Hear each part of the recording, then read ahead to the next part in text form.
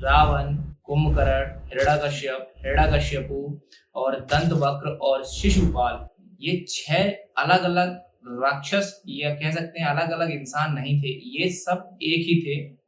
बस इन्हें एक श्राप मिला था जिससे ये अलग-अलग युगों में पैदा हुए। तो आज मैं इसी के ऊपर आपको एक डिटेल वीडियो बताने वाला हूँ कि रावण क्यों पैदा हुआ था, कुंभकर्ण क्यों पैदा हुआ था, इन्हें किसने श्राप दिया था, इन्हें कहाँ श्राप मिला था और इन्हें इस मृत्यु लोक में क्यों जन्म लेना पड़ा था। ये कहानी है उस समय की जिस समय सनकादि ऋषि भगवान विष्णु से वैकुंठ में मिलने के लिए गए। तो वहां पे 2 द्वारपाल थे जिनका नाम जय और विजय था। तो सनकादि ऋषि मैं आपको बता दूं ये कौन थे। तो सनकादि ऋषि कोई एक ऋषि का नाम नहीं था बल्कि ये 4 ऋषि थे, सनक, सनंदन, सनातन, सनत कुमार। तो ये 4 ऋषि थे जिन्हें हम सनकादि ऋषि कहते हैं।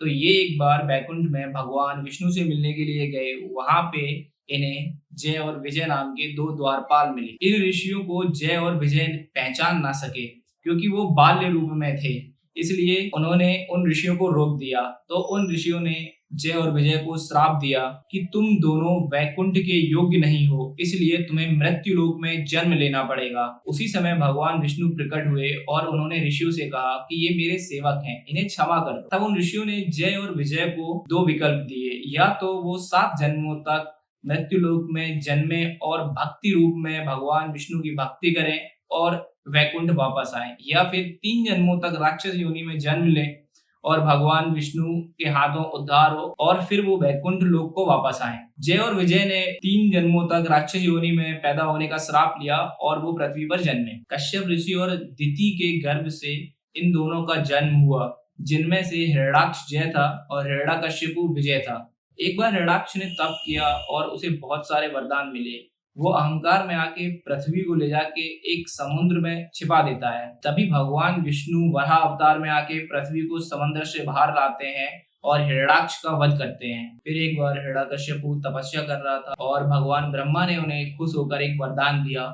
हिरण्यकश्यपु ने एक कठिन तपस्या करके भगवान ब्रह्मा को प्रसन्न किया और फिर भगवान ब्रह्मा से वरदान मांगा कि उसे अमृत मिले। लेकिन भगवान ब्रह्मा किसी को अमृत तो नहीं दे सकते थे, इसलिए उन्होंने उसे कोई दूसरा वरदान मांगने को कहा। तब हिरण्यकश्यपु ने ब्रह्मा जी से वरदान मांगा कि ना उसे कोई दिन में मार सके, ना उसे कोई रात में मार सके, ना वो अस्त्र से मरे, ना वो शस्त्र से मरे, ना उसे कोई पशु मार सके, ना उसे कोई देवता मार सके, ना उसे कोई नर मार सके, ना उसे नारायण मार सके।